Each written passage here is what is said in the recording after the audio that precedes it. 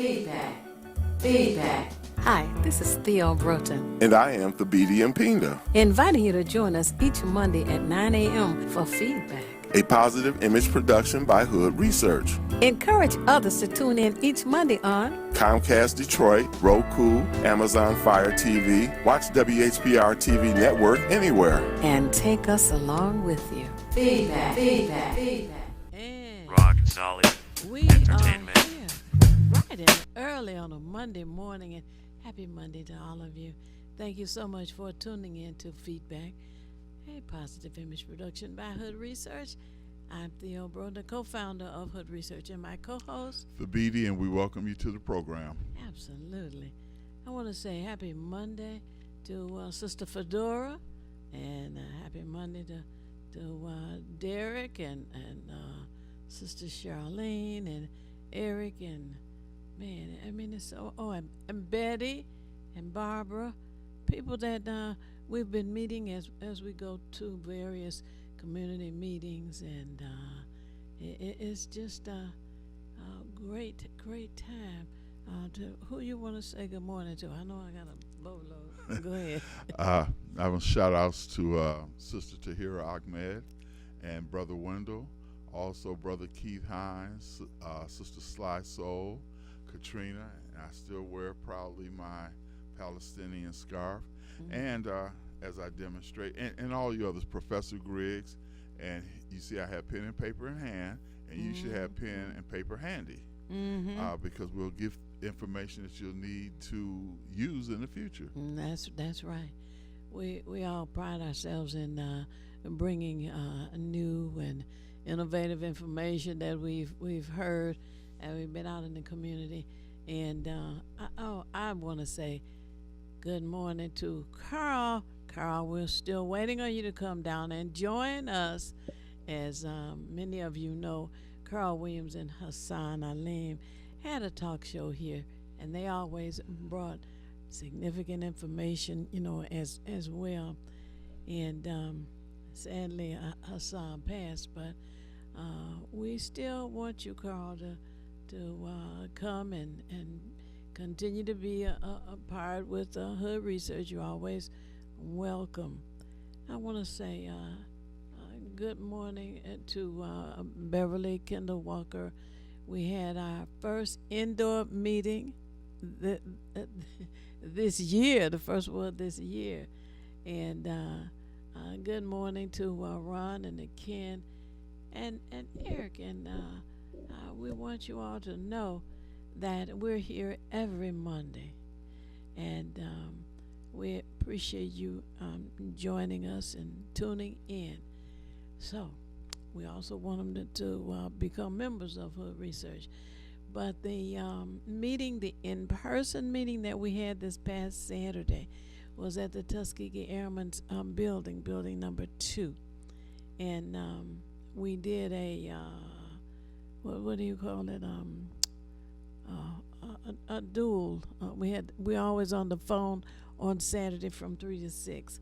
And we were in person yesterday from 3 to 6 in addition to that at the Tuskegee Airmen's building.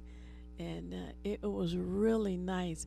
Our speaker, one of our speakers yesterday, was the city ombudsman, Bruce Simpson. And we're looking forward to him being with us here on the TV show as well. And he talked about this as his last year as ombudsman for the city. And the term for ombudsmen who are voted in by the city council, the term is 10 years. And it just doesn't seem that he's been there that long, but this is his 10th year. So he was sharing that with us and on some of the things that he has done, because once he is in place, or she, whoever the ombudsman is for the city, they are representative of the residents, the voters, and they can challenge anything, question anything. They have subpoena power, and he was talking about some of the many things that he has done over his 10-year term. we had Michelle George, the nurse who comes on our conference call on Saturday and updates us as it relates to measles and COVID and any of the other afflictions that we have to have a challenge about. I don't know. But anyway, there's one case of measles that has been reported in Wayne County. As a matter of fact, that one case that I've heard of was in the city of Detroit. And unfortunately, it's in one of the public schools. So we have her report, and she gave a report on this past Saturday.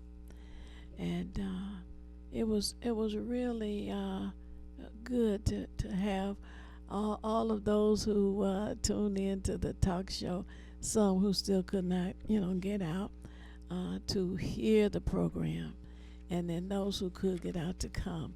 Weather was nice and everything, and we had Sergeant King to talk about the drone and what it does and all too. So, how was your weekend?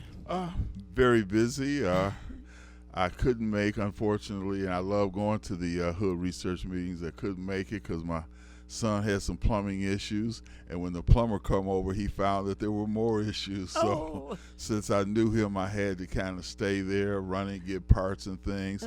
So that part was busy, but yesterday was great. As I was telling Theo, I took my children and granddaughter to dinner because I try to make sure that we fellowship at least every 4 to 6 weeks where we sit down and just laugh with each other. So it was a good weekend altogether, visiting my mom and then just exploring some of Detroit.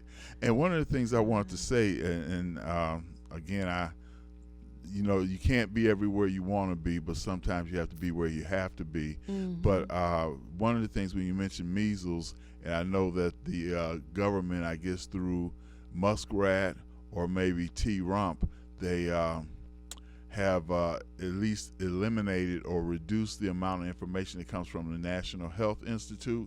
So basically, they're not keeping us abreast of the spread of measles. We're going to have to rely on, because they don't want to stain the record, right?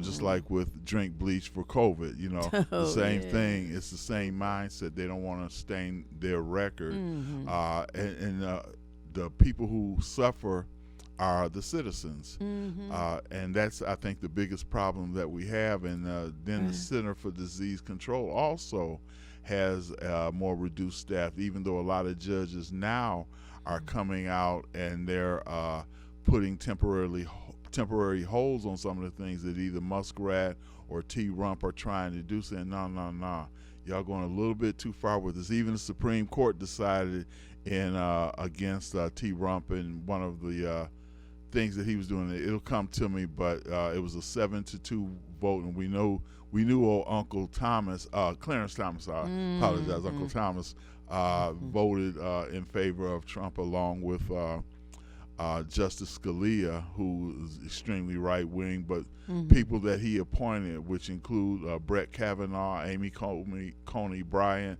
and Judge, the chief judge, his name escapes me now, John something or other. But anyway, those three who were appointed by T-Rump also voted against him. Roberts, that's him, yes. Voted against him. And one of the things I like about that is that they know that their jobs are permanent, so they don't have to go along with their boy no more. They got the job, now they can do what they want. Beautiful thing. Oh, absolutely. But unfortunately, Clarence Thomas is starstruck. So any of the little fancy things that they want to give him, he's like, okay, what do you want me to do? What do you want me to do? And he's on the yachts, and he's on the planes, and he's on here, and he's there, and he just enjoys all the glitz and glamour. So and having Jenny as his wife don't help, because I'm sure she wear the pants in the family, he wear the apron along with the robe. Oh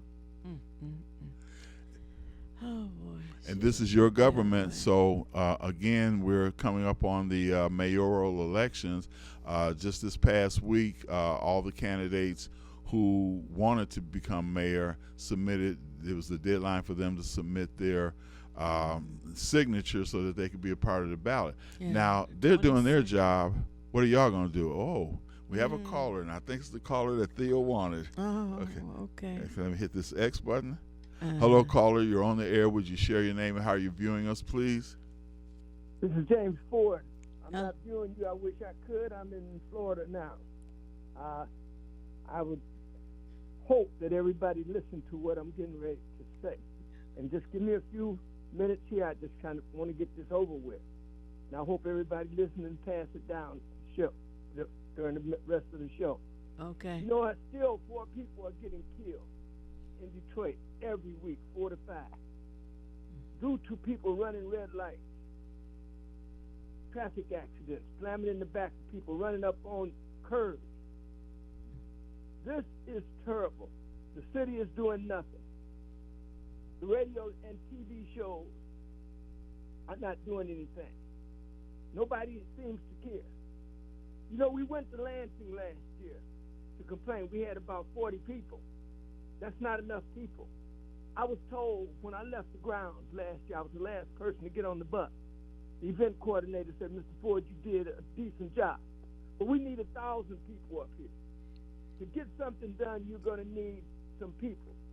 I cannot man this project this year because I will be dealing with the Obama Weekend Festival and other things that I have kind of on my mind. We need someone, some group, somebody that cares to take over this project. I went to Lansing. I have the numbers to the event coordinators. I have the number to the National Bus Company. Just think, if each church in Detroit sent 2 people, you have 1,000 people, maybe more than that.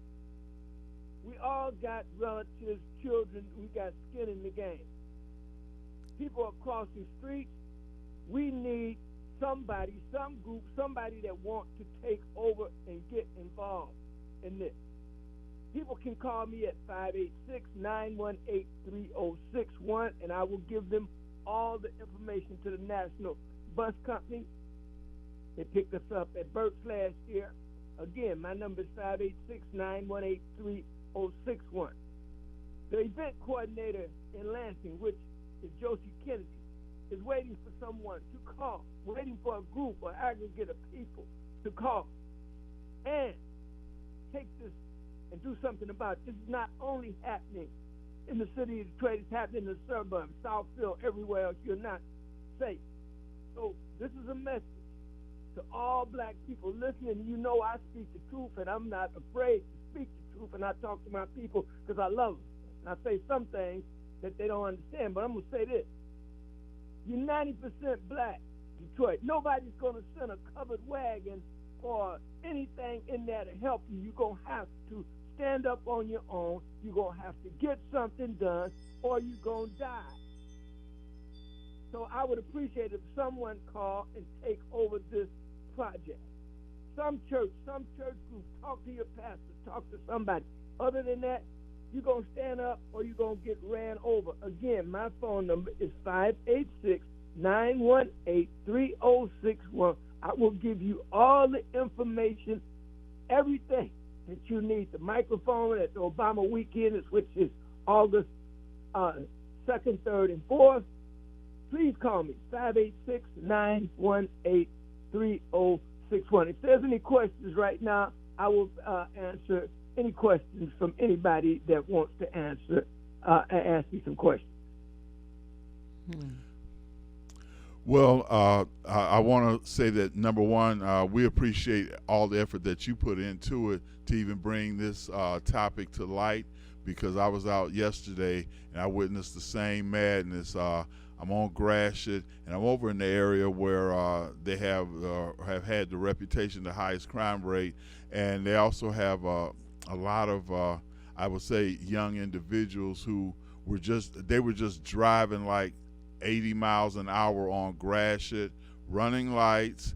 It's like they were playing tag with each other. So this is a very critical thing. So I just want to say that we appreciate you for even bringing this to light, because we experience this. If you're a driver, if you're a passenger, whether it's a bus, car, Uber, or whatever, you've experienced and seen people who have a total disregard for lights. And I have to say that this crosses all racial lines. I have seen people from the Arabic community, the Muslim community, the Jewish community, as well as the Black and Hispanic community. There's a group of them, and they're not all necessarily young either. I've seen some in their 50s and 60s, and they're just out there driving like crazy, and certainly we need some regulation. So I would hope that anyone who's listening now, I'm going to give you James Ford's number again, because this is something that needs to be brought before the legislature. His number is area code 586-918-3061. If you contact Mr. Ford, he'll be able to give you the complete overview of what's going on, and perhaps you and a group or whomever you may be working with can take up this baton, so to speak, and carry this thing, because we're in a marathon race right now, and we got to get to the finish line. Thank you very much, sir. God bless you, Tabitha. Then just everybody think about it. Nobody is going to come in his city and save you. God bless you. Thank you very much. Peace. Bye-bye. Thank you, brother. Thank you. Bye-bye. Bye. Wow, it's amazing that we have individuals who have no regard for life, not even their own. Because if they run a red light and hit someone, or someone hits them, there's no guarantee that they're going to come out of that. So you got to wonder, what is it in their brain that makes them such a daredevil or hateful individual, whatever motivates them to do that? Yeah. What is it? You know, one of the things, matter of fact, as I say, I was driving yesterday. Sometimes you just need to drive to clear your head, get away from the house. And I happened to pass the area over by Gratiot and East Grand Boulevard at that point. And I was in the area where a man and a woman were both struck by a car. The woman died. The man was in the hospital. But as I rode by that area, I just had a sense of loss in the fact that somebody hit them, and then, as they say, and it's unfortunate, left them to die in the street without any regard at all. And again, the lady did pass away. And there was one other incident, I forgot where I was driving, but again, it was another incident where somebody just hit an individual and kept going. So when you ask, and I tried to analyze this myself, what would make it do? Some people feel like some people are just pumped up with adrenaline, and they get that rush from driving fast. It's like you're not on the freeway, you're on the street. There's lights and there's stop signs that regulate it, but these people have no regard for it at all.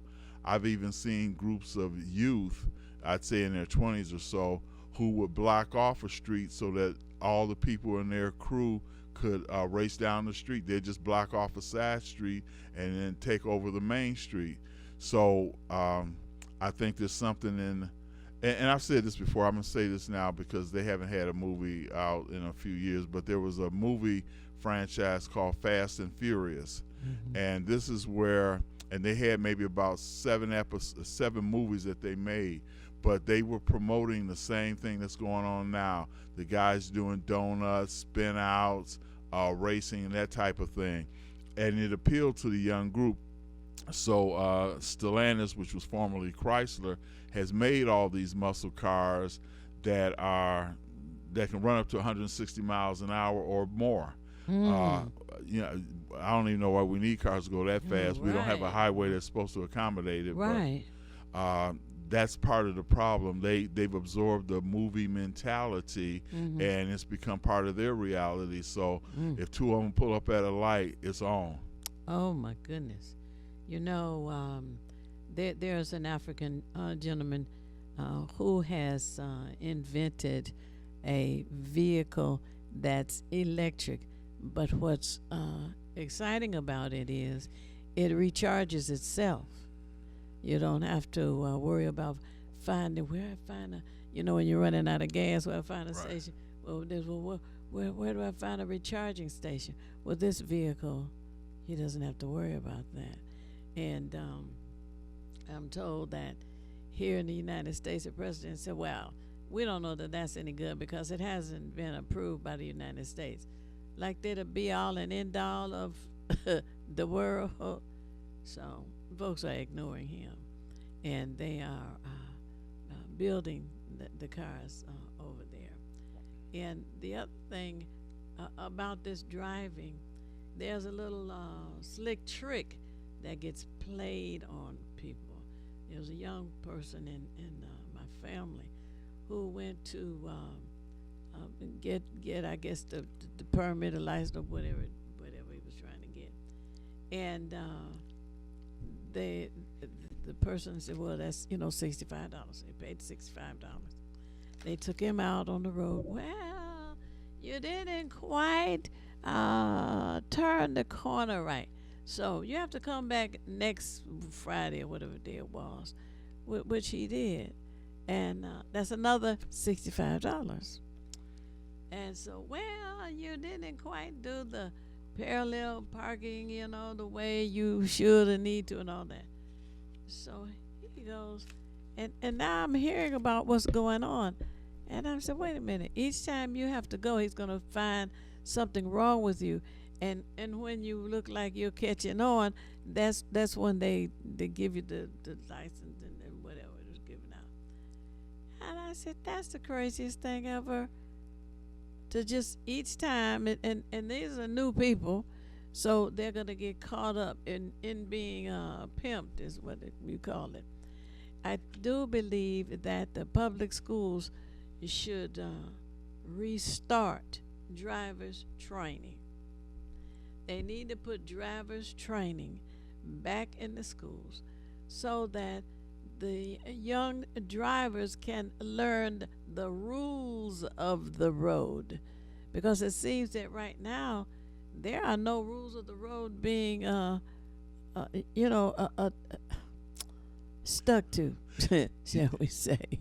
And I'm a product of the Detroit Public Schools driving. I took mine, I believe it was either at Osborne or Fitting. I know it was on the east side. Mm-hmm. And one of the things that they taught in the class, which I think is just, and this is a time when children at that age look forward to driving. They're moving into adulthood. And I believe at 16 you can get a permit and drive with somebody who has a license. Yeah. But one of the things that I was taught, and I told my children, but you don't ever know if people listen. I don't think my son did a couple of times. Sorry about that, son. I'm just putting you out there. But there's a rule of thumb that when you're driving, you should be, for every 10 miles an hour that you're driving, you should be that many car lengths behind the car in front of you. So for instance, if you're driving 60 miles an hour, you should be 6 car lengths. Let the car in front of you be 6 car lengths in front of you, as opposed to you being right there tailgating. And that gives you enough stopping room too, because a lot of people, I don't think, are really considering what if something happens to this car, it has a blowout on the tire or something in front of me, then you have to make a quick evasive maneuver. But had you allowed yourself that cushion of car lengths, and again, here's another example. If you're 30 miles an hour, you should be 3 car lengths behind whatever car is in front of you. But if you allowed yourself that distance, at least it allows you enough time to make an evasive maneuver or to stop if you have to. But if you're right up on them, I saw a car while we were coming to the station today, and it was behind a truck. That's what I couldn't figure out. You behind a truck, something you can't see around left or right, because as wide as it is, you don't have a clear field of vision, whereas you could see through the windshield maybe of a car sitting at the same level, and this car was just right on there. I'm like, okay, well, I guess they don't really care whether they get there safe or not, because they're not driving safe. So just here's a word that I just want to share with everyone. What I do is if it's more than 2 lanes going in the same direction, I stay in the right lane, which is supposed to be the slow lane. So that way, if you're in a hurry, you can just go zip right on around me on my left, because I'm not going to let you control my speed. I have an accident, you zoom on around, there I am, hit a pole or a fire hydrant or something, trying to get out of your way. And one last thing I'm going to say, and this is just from years of driving experience, when you're driving, don't how can I put this? Because I just want to make, because it's important for me because I'm out there on the road too. Keep in mind that you're not the only one on the road, number one. There's hundreds of cars out there with you. They're trusting you to make an intelligent decision while you're driving, because they want to get where they're going safely. So you can't get past that 100 cars at some high speed. So I just tell people, and when you're at a light, if a guy gets on your bumper, whoever gets on your bumper, don't inch up, because as you move up a little bit to get a little more space between them, they just creep right on up on your bumper again. So I just make it a point to just say, well, you're just going to be on my bumper. You're going to have to hit me if it comes to that, because I know if I move up and you're already anxious, you're going to move up.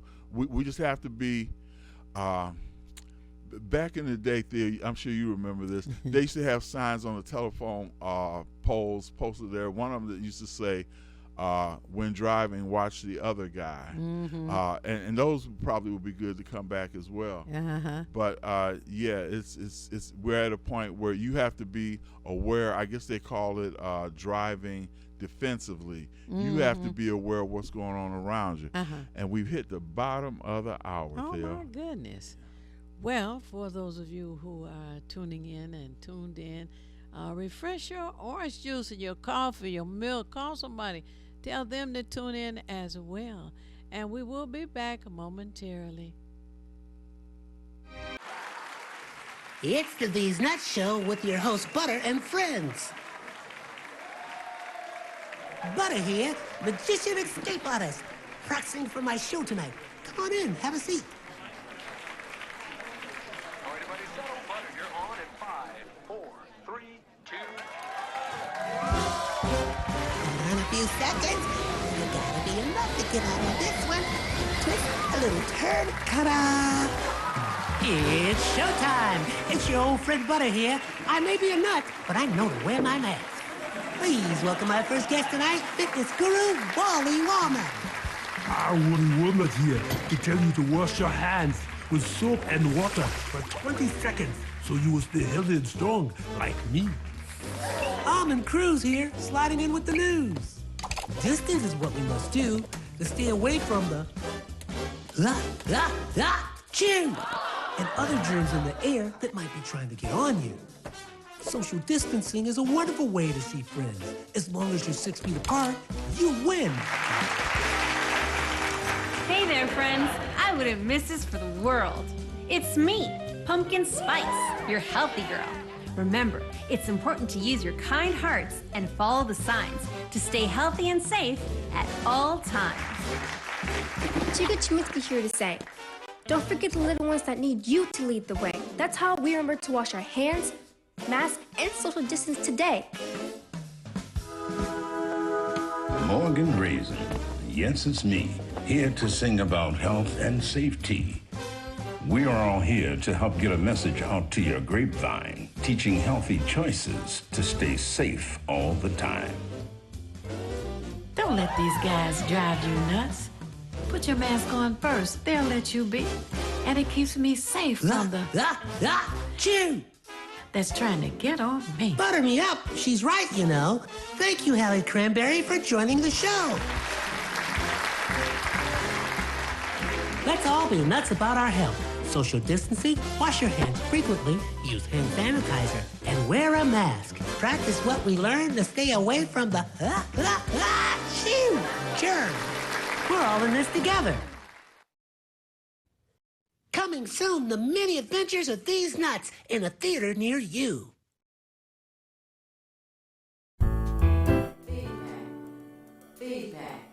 Feedback.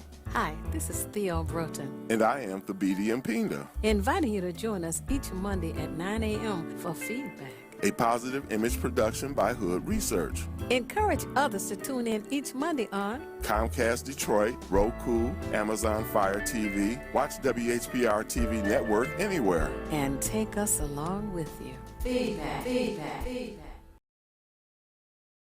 Us along with you wherever you go. And know that we're on YouTube, is that right? Yes. You put YouTube in and Hood Research and Feedback and TV 33 on demand. Thank you. I'm not a techie, but I know we're out there. Fire Stick, right? Yeah. So anyway. Roku, Apple TV, Google TV. We're all over the place, and we're all over the world. Hey, that's right. We have members here and there and all states. Oh, you know what? Saturday. There's a city in Florida, and I need to find out if it's still there. It's called Eatonville, Florida, and it was founded by black people, African people, and supposedly it still exists now. So I'm interested in finding out if there's any techie out there. Can check your computer and see if you can find Eatonville, Florida. Yeah, one of the beautiful things about these phones is it is a computer in your hand, and for that reason you'll be able to, rightly so, look up something that's relevant. I mean, there's a lot of irrelevant things on there, and with this AI stuff and this Chat GPT, it's so much misinformation. But when you start looking at certain historical things, those things are documented by history. It's not somebody trying to, let's say, mislead you or misguide you. Now, Theo had mentioned in the first segment of the show about how Brian Simpson, Bruce Simpson, I'm sorry, okay.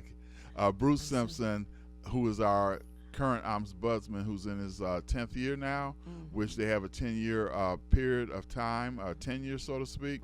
Right. What I want to do is I want to give you all the phone number, but I also want to tell you the purpose and the reason of the ombudsman office.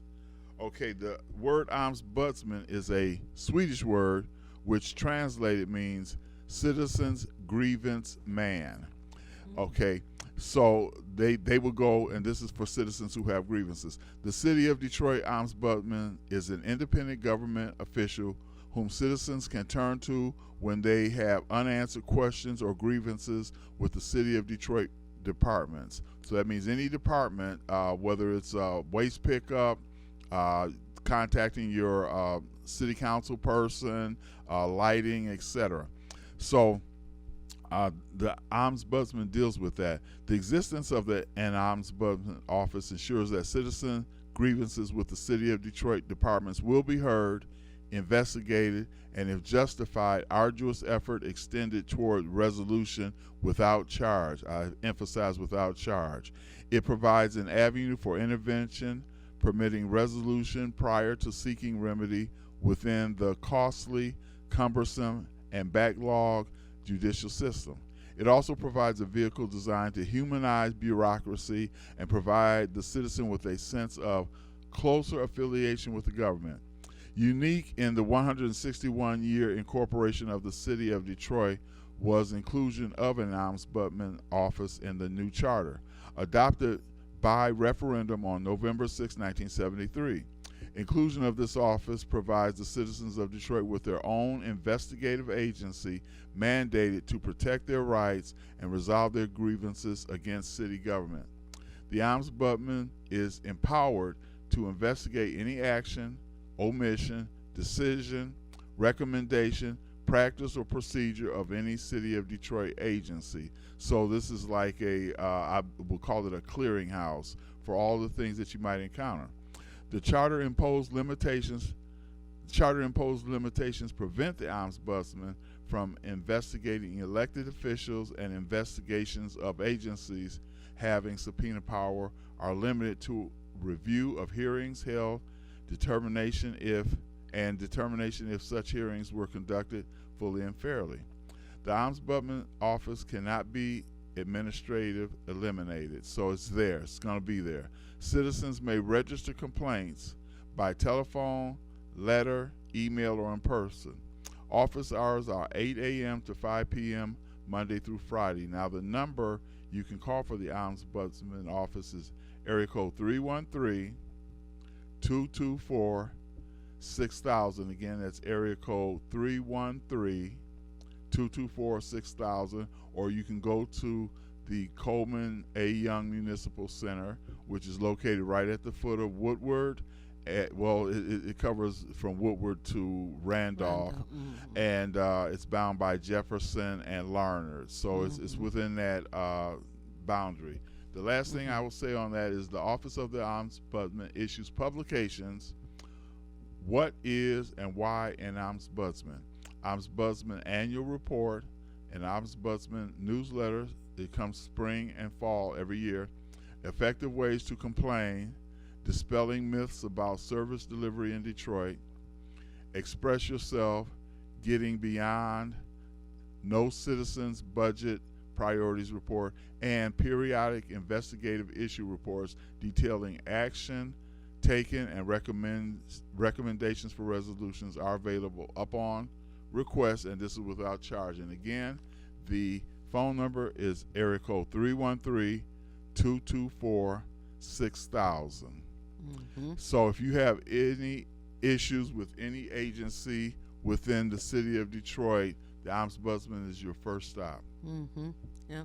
And that number again is 313-224-6000. 224-6000. Wow, that is really nice to have that information there, to let people know that they do have someone else to watch their back. You know? And what's so important is that a lot of times people don't know who to turn to. Who do I call? And like I say, this is almost like a clearinghouse thing in that they cover all departments and agencies. So you might have issue with the planning division. You know, maybe it's a house or something that needs to be torn down. When you go to the Ombudsman, they can direct you to the appropriate agency or department to handle whatever your complaint is, rather than trying to say, well, I went here and then they sent me there, because a lot of times we know they'll say, so we're going to transfer your call to so-and-so, and then so-and-so ain't there, or they got to transfer it to someone else.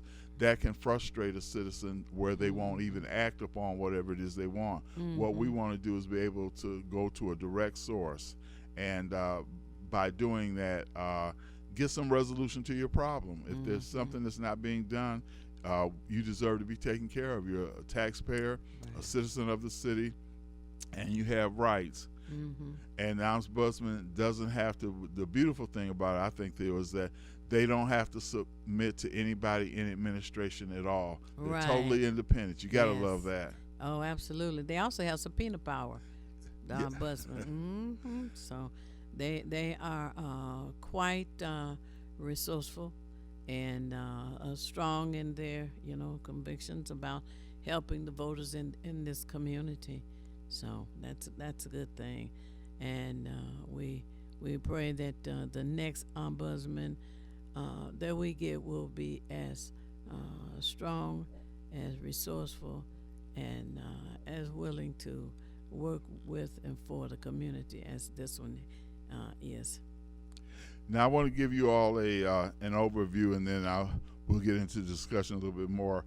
But Muskrat, you know him as Elon Musk, and a lot of right-wing people are pushing something called pronatalism.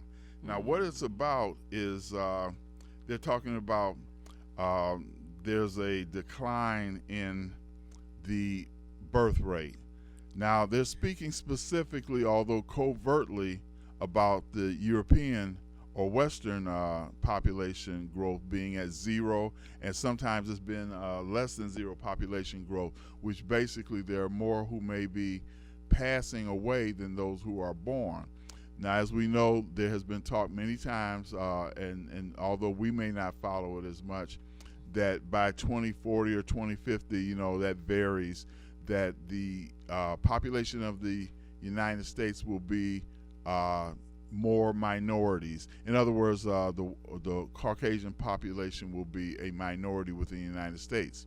This is something they fear greatly, which is why we're having a lot of this DEI eliminating civil rights laws, removing historical names, Jackie Robinson from baseball, the people who were buried in Arlington Cemetery in Washington. they're eliminating the names of the blacks who were buried there, whether they were Tuskegee Airmen, etc. So what they're trying to do is basically neutralize this. So now part of what the agenda is, there's a group called Pro-NATO. What they're doing, their first meeting was in 2023. They're looking at ways to increase the Caucasian population. And among those choices, also known as white folk. Yeah, Go ahead. yeah, that's true. Yeah, because and in the neighborhood. So part of what they're considering is technologies that include vitro fertilization, genetic engineering, and the rehabilitation of eugenics. So now, if they are trying to make every white woman pregnant, she can't work. Yeah, now that's part of the plan. Oh, they don't want them. Wait a minute. So if the white women are being made pregnant by whatever means, and she can't work, that means there are white men. They want to be in charge, large and in charge.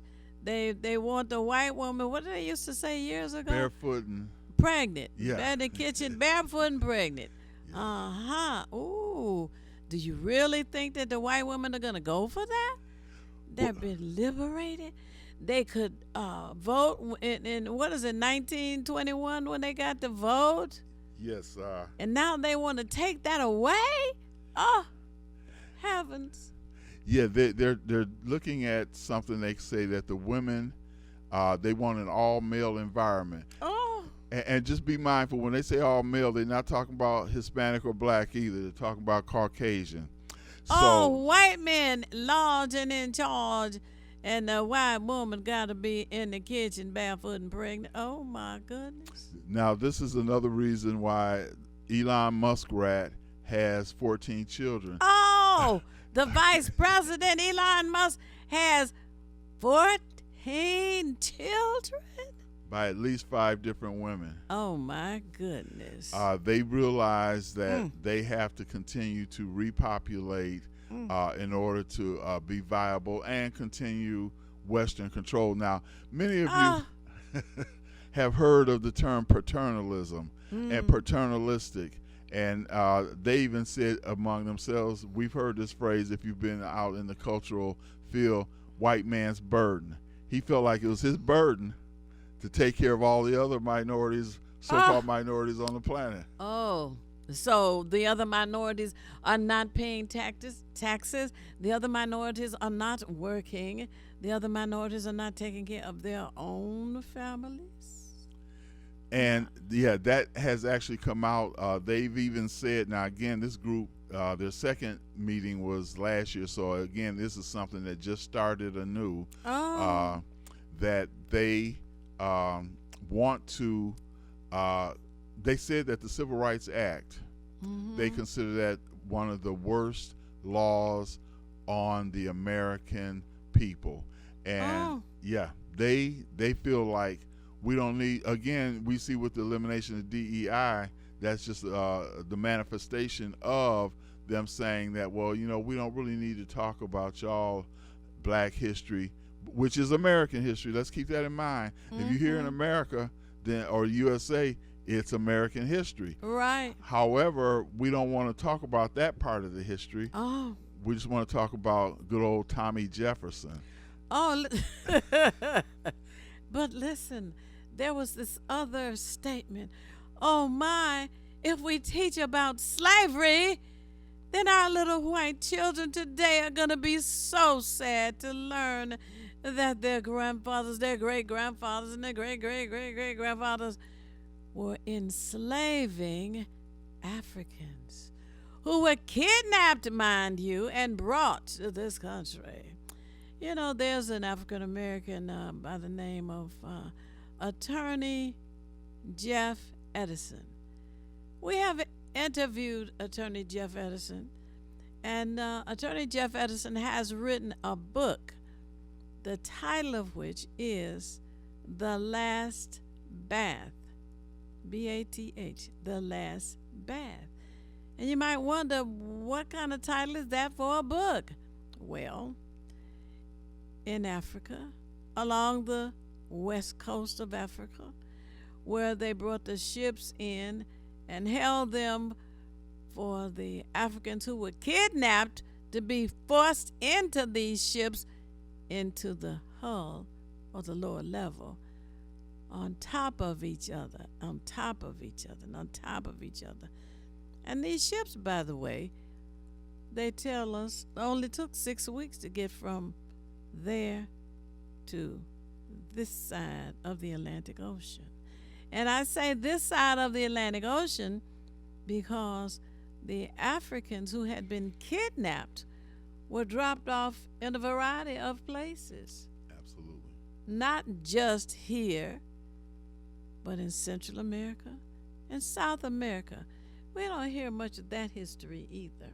And the Caribbean islands. You're right. But getting back to this book, The Last Bath, the concept was used where the Africans were kidnapped and they were taken to the coast of West Africa, stripped and bathed. They didn't bathe them, but forced to bathe themselves. And then they were inspected. And it was determined that there was one or two here and there who would not make it for 6 weeks in the belly of a ship coming to this country. So they were left out and sometimes eliminated, sometimes made to be used in other forms of enslavement. And that's what the book is about. And if you want to get that book, again, it's by attorney Jeff Edison, and you can look for The Last Bath. Just Google it. That's the one beautiful thing. Like I say, you got the computer in your hand, you can Google it and find it.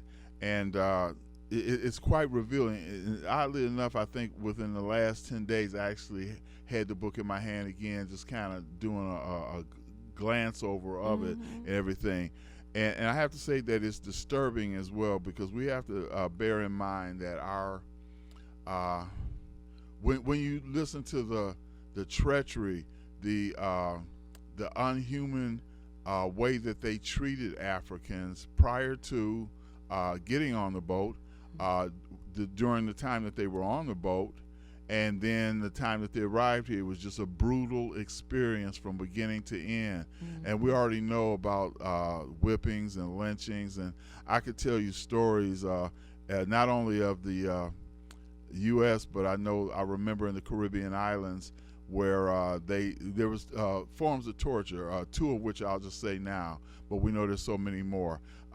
What they would do is they would bury an African who was belligerent. They would bury him up to his neck in the sand. So somebody dig a pit, bury him up to his neck in the sand, put all the sand around him, then put some form of honey or molasses on his face so that the red ants could just chew away and eat at him.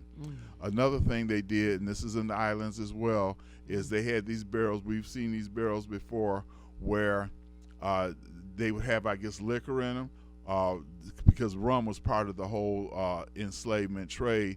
They would put the African in that barrel, seal the top, drive spikes into that barrel, and then roll that barrel down the hill into a lake or body of water. So not only were the spikes ripping the body or the flesh up, but once it hit the water, they also drowned as well. And these are just a few forms of torture. And of course, we know that they would even, a pregnant woman, they would, cut the baby out of the pregnant woman. They castrated our men, they burnt them, they hung them. I mean, they did all three. They would probably, as we know, they would, while they're hanging, they got a fire up under them burning, but before the burning, they may castrate them and then send the black man's private parts to an abolitionist group saying, this is what we do to your people, to people that you would seem to protect. So I have no love for Western culture, but I'm a part of it. Now, the other thing I wanted to say, just in regard to this article, and I'll try to get the exact information. It says that these camps have some disagreements over government policy technologies like the in vitro fertilization, genetic engineering, and the rehabilitation of eugenics. But most are united in the belief that modern culture has failed to adequately prioritize the value of nuclear families and making lots of babies, which again, like you were saying, Theo, keep them barefoot and pregnant. That's the whole thing. So last year was the NATO conference, which they call NATOCon now. You can look that up, NATO conference. Many there see this as a moment and a chance to advance their agenda through perceived allies in the Trump administration, including Musk and Vice President Vance. Outside the Trump administration, there's a number of people who are starting their own podcasts to continue to promote this idea of they want to go back to what they call the Puritan way of living. Of course, you know who the Puritans. Pure should be taken out of that. So they have worked to maximize fertility, mental health, and social good. That's what part of their purpose. But again, they're speaking about the white population and the fact that ZPG, zero population growth, is an issue because we know that I believe there's over 1 billion people now on the continent of Africa. We know there's over 1 billion in China. There's over 1 billion in India. And this has created a lot of fear. The European or white population is a minority on this planet. And they have been running things for so long that they have this fatherly approach that we know what's best for you. And we're going to make sure that what we do is not necessarily in your interest. We're just going to keep you in your place. And as I was telling Theo on the way over here, since they're trying to eliminate Black history, they've done it in Florida and certain other places. And even the administration said, well, if you're going to be teaching these things, we're no longer going to federally fund you. So Harvard, Princeton, I believe Yale, and a number of universities have filed a lawsuit against the administration saying, hey, look, wait a minute. You can't come in telling us how to run our curriculum. That whole thing is interesting. But as I was telling Theo, and I'll just say this and we all know, when they didn't want us to read and write, they should have made sure we never got hold of a book because it's too late now. We can't take it, like Mom used to say, when you get knowledge, they can't take that away from you. Right. I heard that all my life. Yes. And reading is urgent. How to describe that? Reading is urgent. The public school, Detroit, won a lawsuit to the tune of $94 million. Now, this was, 2-3 years ago? They are taking too long to get tutors to help the children learn to read. They have a system called, I think it's called Orton Gilliam. It's crap. They need to go back to phonics, which worked then, it works now. And there are some schools, little by little, I don't know why it has to be little, that are slowly, don't know why it has to be slowly, going back to phonics. You know? Well, as the process of trying to establish the process of learning, the children are continuing to move on to the next grade and the next grade and the next grade. Now, if any of you decide that you want to tutor the children, know that there's going to be questions, applications, forms, and a background check. The background check. You have to watch these school principals. And something's wrong with them too, in some cases. Because they will tell you there has to be a background check. Not a problem. Background checks are for all kinds of things, flying an airplane, etc. Anyway, it should not take 1 week, 2 weeks, 3 weeks for a background check. I spoke, and so did our poet for Hood Research. She calls on the shows often on Mondays. The two of us had a three-way conversation with the woman who is in charge of the department that handles the establishing of tutoring in school after school after school. She told us that it only takes 24 to 48 hours for a background check. No more than 48 hours. So if a principal tells you, well, I don't have the report back yet, she's lying or he's lying. So know that it's some effort to keep our children from learning to read. And with $94 million, they should be able to get a lot of tutors. They are being paid. You need to know that. The tutors are being paid. So check into it. Oh, and one other thing about the book, The Last Bath. Hood Research has some of those books. You can purchase one from them as well. Go ahead. And top of the hour. Oh, wow. This clock is something about this clock I just don't understand.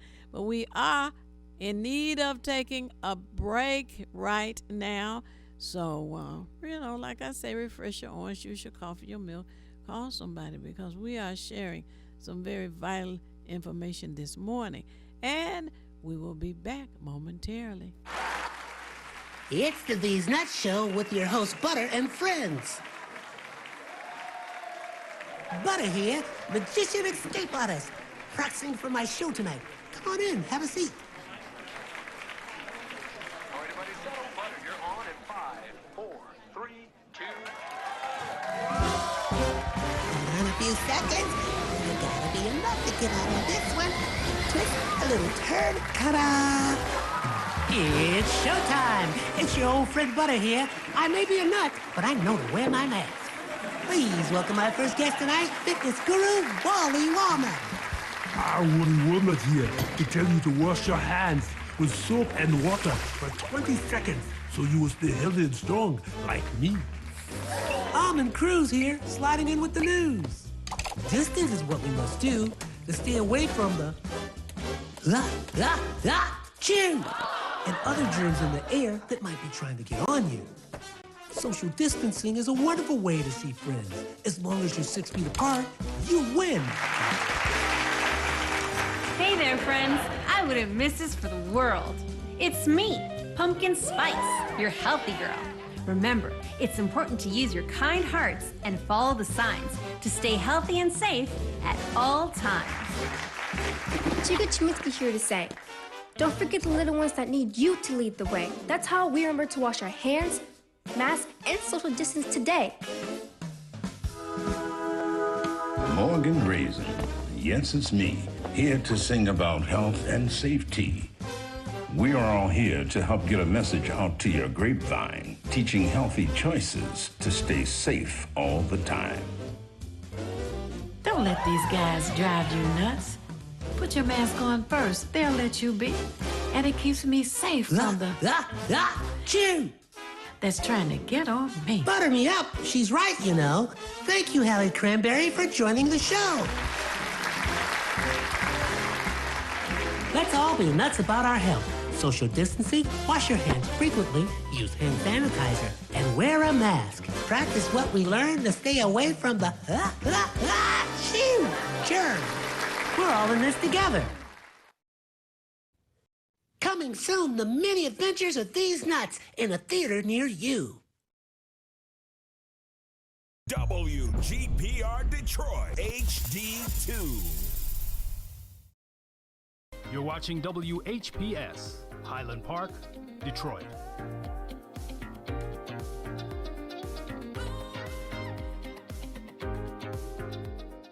This is Bruce Simpson, your City of Detroit Ombudsman. I am here to address all of your complaints and concerns. If you need assistance regarding city services, please contact my office at 313-224-6000 or contact us via email at ombudsman@detroitmi.gov. This is Bruce Simpson, your City of Detroit Ombudsman. Feedback. Feedback. Hi, this is Theo Broughton, And I am Thabiti Mpinga, inviting you to join us each Monday at 9 a.m. for Feedback. a positive image production by Hood Research. Encourage others to tune in each Monday on Comcast Detroit, Roku, Amazon Fire TV. Watch WHPR TV Network anywhere. and take us along with you. Feedback. Feedback. Ah, yes, and we are back. Thank you so much for staying tuned to Hood Research Show Feedback. Hey, there's just so much going on in this country, and sadly, our people don't quite keep up, shall we say? You think Yes. that's it? Yeah. They don't keep up. And I had been thinking about the past presidential election, and I'm just kind of thinking that that strategy team was not good at strategy. And there was conversation about 2025, and maybe they just thought it was the year and not the book that had been put out with the input of the Heritage Foundation. And the Heritage Foundation is a organization that works against the black community and perhaps other minorities as well. So we have to be in a defensive mode, shall you say, and we need to be doing as much for our own as possible. So many of our people go to work and they come home and they're tired. They just want to have some dinner and read the paper or watch the news or something, and then prepare for work the next day. But life has to be more than that. Life has to be more than that. There are things going on around you that you don't notice because you're busy trying to make a paycheck. But the things that are going on around you are affecting your paycheck. Let me say that again. The things going on around you are affecting your paycheck. Those things include the tariffs that we've been hearing about lately, that are going to take more money out of your pocket. It's somewhere between $2,000 and $4,000 for the year. Right. That's buying goods and services whose prices have increased. That means getting bigger, taking more money from you. How can you fight this? How can you fight this? Well, we have elections, and we're told that we have a few more, over 400,000 registered voters inside the city of Detroit. Over 400,000 people? If the majority of those people were to realize that voting affects your daily lives, you say, "Oh, I don't want to be bothered with that politics. I don't have time to be caught up in that." Well, let me tell you, it's caught up in you, whether you know it or not. You need to participate in what is going on around you. And there are, what are they saying when I was coming up? You don't talk about religion. You don't talk about politics. You don't talk about religion and politics. And I kept thinking as I was growing, how dumb is that? It's really dumb.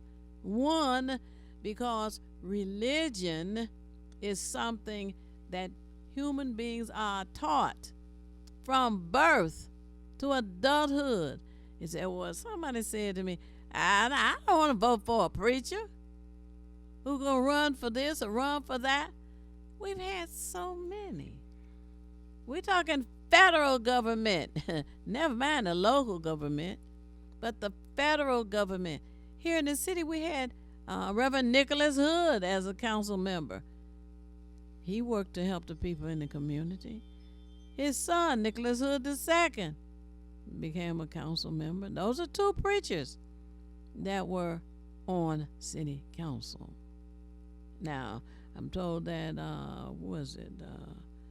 She was on this station for a while. Joanne Watson. Right. She was a preacher. She was working to do good for the community. And nobody complained about it then. But all of a sudden, we don't want preachers elected to office. Now, on the federal level, what do we have on the federal level? That's a good question. Offhand, I can't say, but one of the things I will say in regard to this adverse reaction or feeling about having a minister is that as long as they're not pushing their politics, I take that back. I meant religion. I stand corrected. As long as they're not pushing their religion, saying we all need to be Baptist or Protestant or Catholic, et cetera, it's nothing wrong with them being in that position. Because once again, whoever we put in the position, we are the electorate. Therefore, if we make some noise, they understand that either do this or don't have a job.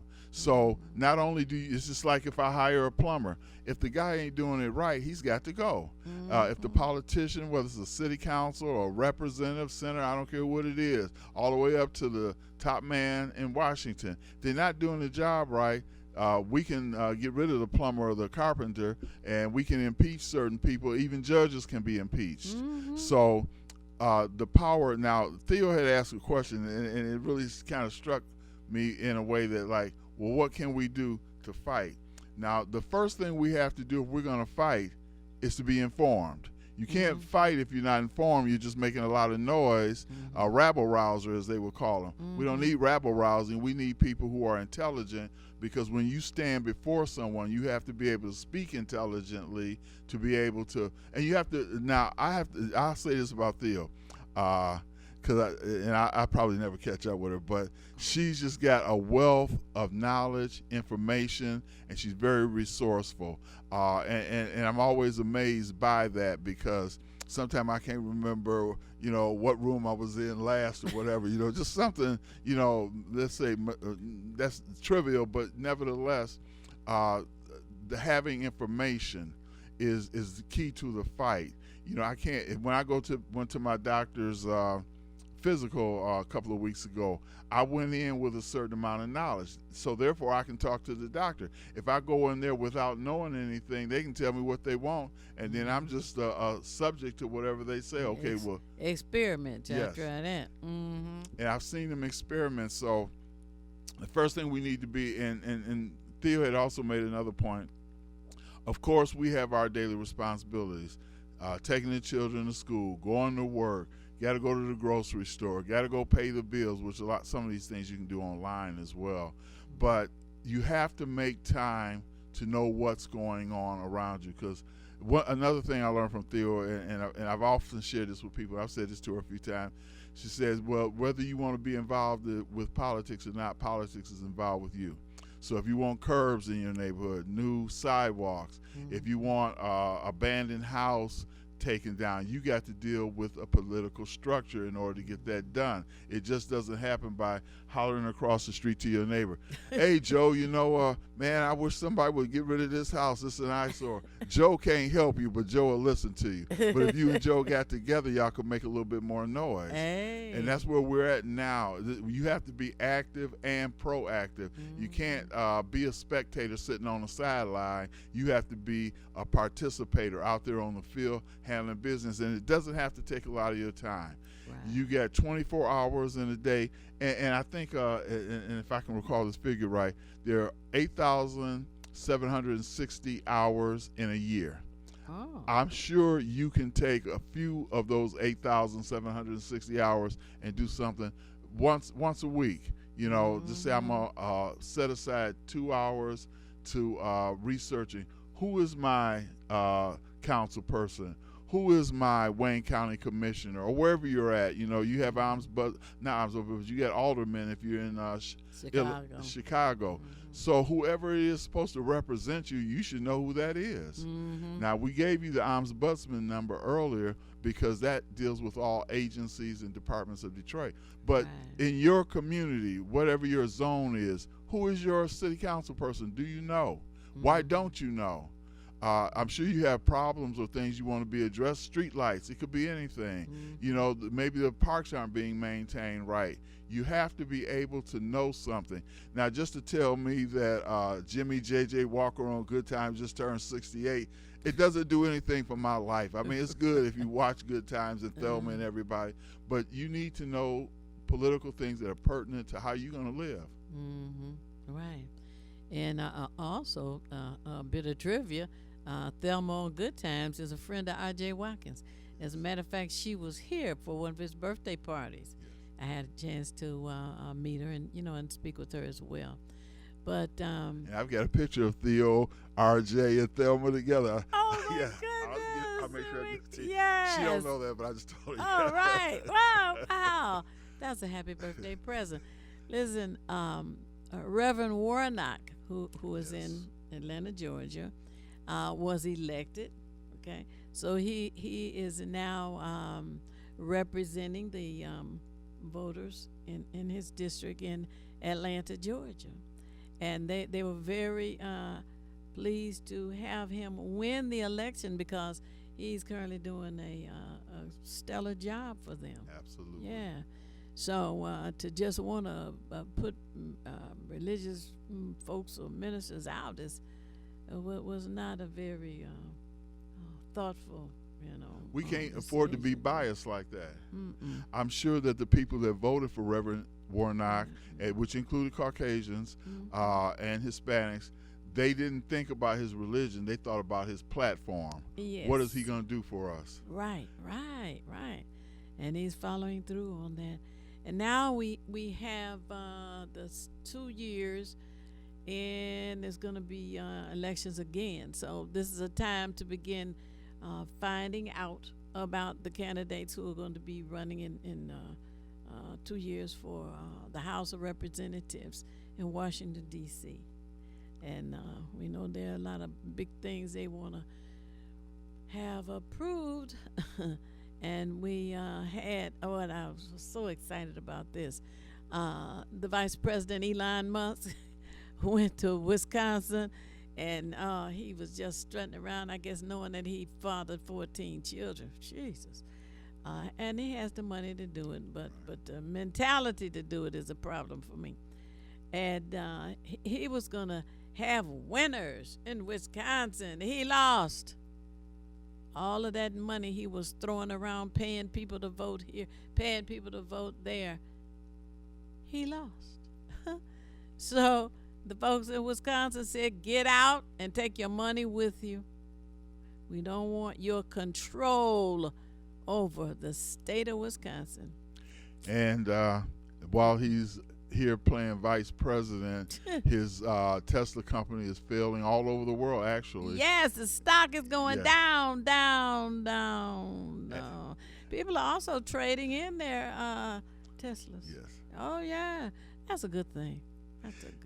And as I mentioned last time, 2 weeks ago on the show, he's lost as a result of the flip-flop or the surges and the declines in the Wall Street. He's lost over $100 billion, which he's still the richest man in the world, even losing $100 billion. That's saying something. Yeah. But for people to stand up against him is important. And, somebody told me there are two people richer than he is. They don't, flaunt it. One is an African woman, and the other is a white man, I guess, in Europe somewhere. But they just quietly go along, and he is losing. He, the co-president, is losing. So he's being shown that there is a way to fight back, and there have been quiet protests all over the United States. And here in Detroit, it was funny because people were standing along the Detroit River on the Detroit side, and people were standing along the river on the Canadian side, and they were waving at each other. Wow. They were waving at each other. That was really something. We also have to be careful of the major media and how they want to manipulate information and twist things. And of course, the President likes to be before the camera every day and all day and every opportunity that he gets. So you have to be mindful of that. Take it with a grain of salt, because he will tell you one thing today and a totally opposite thing tomorrow. He denies that he has ever made a comment on some things, and they got it on tape. Absolutely. But he would stand there and tell you, I didn't say that. Yeah. I didn't say that. So perhaps the people who happen to be watching at that moment will believe his lie. But folks are telling you he lies whenever he opens his mouth. So be careful of that. And as the BD said, make sure that you start to look into what's going on politically around you, because that affects your personal life, whether you know it or not, whether you admit it or not, whether you agree with me or not, is irrelevant. It's happening. Now help me with this, Theo, because I'm sure you know better than I do. Aren't the city council meetings aired in some kind of way where people can sit at home and watch them? Those who have Comcast and Xfinity can watch the city council meetings, which take place every Tuesday, where they are supposed to attend. There are 9 council members, and 9 butts are supposed to be in those seats every Tuesday. They start at 10 a.m. 10 a.m. Now, those meetings are open to the public, I believe, also? Yes. Now here's They're another open to the opportunity. public. Yes, and if you can't get there, you can watch it on Xfinity or Comcast if you have that. And they also have committee meetings. Those, they may be around 1 o'clock or, different times. But the city council meeting of all 9 city council members takes place every Tuesday morning at 10 a.m. It's on Channel 10, by the way. Now, another thing, as we provide information, we also tell you that once you get information, share with your family. When I took my children and granddaughter out, I always make it a point, because they're a different generation right behind me. So, what I find amazing, especially with a couple of my children, my granddaughter's a little more on top of it than my children. I don't know what it is, resentment or whatever. I don't know what's going on. But the point I was going to make is that when you're in the company of family, friends, and co-workers, don't preach or get on a soapbox about certain things, but make mention of certain things, because if their curiosity is piqued, they will ask you follow-up questions about it. They'll say, hey, you heard what they're getting ready to do over there on the boulevard and Jefferson or something like that. Well, if you are in that area, you live in that area, then the people that live around you, your neighbors, the ones you talk to, maybe the business owners, speak to them about that, because it's all about sharing information. We got to create a grapevine, so to speak, because there's always, I heard it through the grapevine, right? Well, yeah, we got to provide a grapevine so that people will show interest, because people who don't care are not going to care. But there are people, if you say something, you might say, oh, wow, I didn't know that, because I'm always enlightened by something I've heard. And I say, okay, tell me more. And then you build coalitions that way. If you're part of a block club, we talk about how we want to do things. If you're part of a block club, if you're part of a neighborhood group, if you're a member of a church, if you're a member of a fraternity or sorority, if you've got private let's say groups and gatherings for things, it's very important for you to let people know in that group. Don't give them any miscellaneous BS, because that's not, if it's not going to improve my life or the people around me, then you're really wasting my time. I don't care that, it's about to be the 70th birthday of Morgan Freeman or something like that. That's nice. God bless him. He does what he does, or it could be anybody else, but I don't really care if Jay-Z is doing this and that. We have to get away from the distractions, which you mentioned, and I have to, I guess, piggyback on that. You mentioned how the media and they're very crafty and skillful. First, we have to remember who owns the media. Ah, yes, yes. So they're not going to tell you something. That's why I've heard black reporters say before, and I'm sure other ethnicities as well, have mentioned how they want to bring stories to NBC, ABC, CBS, whatever. Mm-hmm. But the editors of those programs say, well, even the newspapers back in the day, the News and the Free Press, same thing. They say, I have an article that I think that, you know, should be spoken about. Maybe it's about our community, Hispanic or whatever. And the editor say, well, you know, we don't really think that that's a worthwhile thing. So they will edit or just not even allow certain points of view. They are actually there to manipulate, to control, and to misguide people. And if you don't get it from more than one source, it's like, let's say Theo makes a cheesecake, right?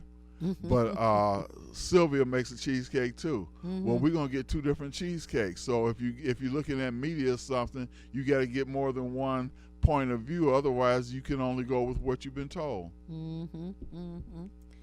That's an excellent point. I also want to share that the Detroit Public School Board meets on the second Tuesday of each month, and until the end of this year, the board will be meeting at Martin Luther King High School, which is on the east side. Was it Robert Bradby? No, it's down a little way. I think it's a little east of Robert Bradby Drive. But Martin Luther King High School.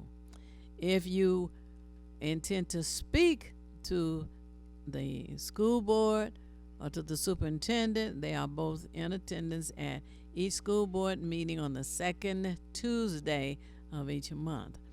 You should arrive at about 5:15 because you have to sign the what is it, RSVP slip to let them know that you want to speak. If you come at 5:30, it's too late. They've gotten up from the table and gone in the back room someplace. But if you want to speak, you need to be there about 5:15 so that you can make sure that you sign in, let them know your name and that you want to address the school board and the superintendent. Now, when I attend school board meetings, I don't go to every school board meeting, but I do go periodically to them so that I can speak. The purpose for speaking for me is not to the school board and the superintendent. My purpose is to speak to those who are in the audience, those others who are participating by way of audience, because hopefully they will take what I share with them, analyze it to see if it fits into their scheme of things, and share, as the BD just said, share the information with others. That's how you build a coalition, and that's how you work to fight back. That's how you work to change things. Because one person is going to have an uphill battle trying to change anything. But if there is a group, they are making it known that there is a desire for something to change. We can even get driver's training back in the schools if you did it that way. So. And I hope you got your pen and paper handy. You see, I got mine's handy right here. Theo's going to give you all the contact information you need to be a part of Hood Research, the conference call, the website, etc. So get your pen and paper handy, and here we go. All right. I first want to thank everyone for tuning in this morning, and I want to thank everyone for joining us for the in-person meeting that took place this past Saturday at the city airport, which is now known as the Coleman Young International Airport on I-94 in Conner. It was a wonderful afternoon, and the participation was appreciated as well. I want to ask you to consider joining Hood Research. You can do that by several ways.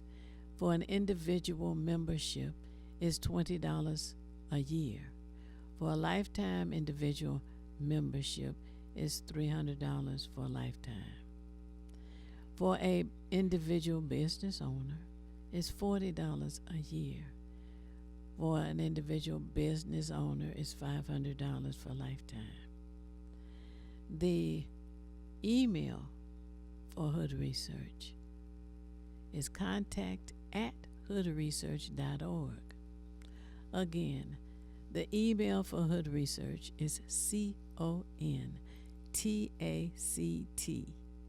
the little at symbol, the A with the circle around it, then HOODRESEARCH.org. Again, contact@hoodresearch.org.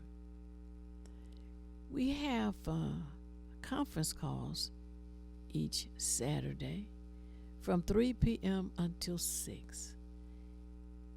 Every Saturday, 3 p.m. until 6. And we have guests on, and we have individuals who are on, who tune in, who have something they want to share. We welcome that. If you have an individual that you would like to come on and be a guest here in the TV station or a guest on the conference call on Saturday, we welcome that. We want you to know that with your pen and paper, here's the telephone number and the access code for the conference call each and every Saturday. The phone number is, you dial 1, the area code is 978, and the phone number is 990-5000.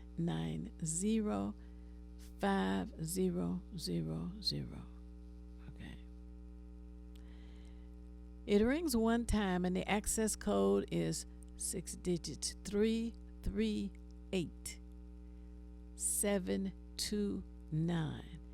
And you press the pound key, and you'll hear us talking, or you may hear a little bit of music, but you've landed right there on the conference call. That's every Saturday, 3 p.m. until 6.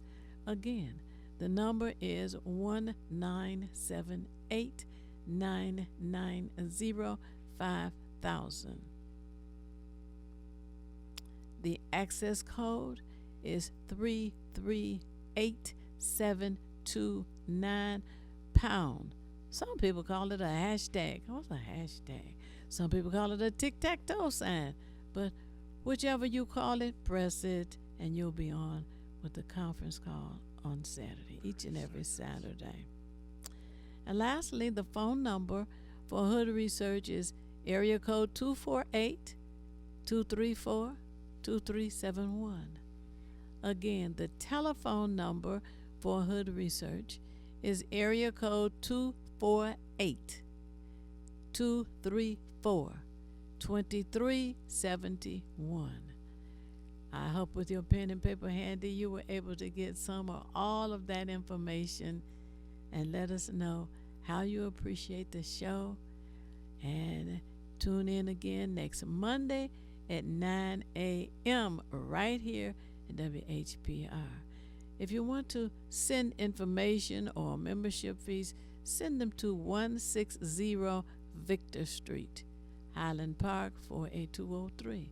Again, send it to in care of WHBR. That's for Hood Research, 160 Victor Street, Highland Park, Michigan, zip code 48203. And I say, lastly, it's not necessary for you to know everything. What is necessary is for you to search and find what you need. Thabiti. And as I always say at the end of every program, if you want to be nothing, do nothing. But the only problem with doing nothing is you never know when you finish. All right. And we'll be here next Monday, 9 a.m. Peace. Feedback.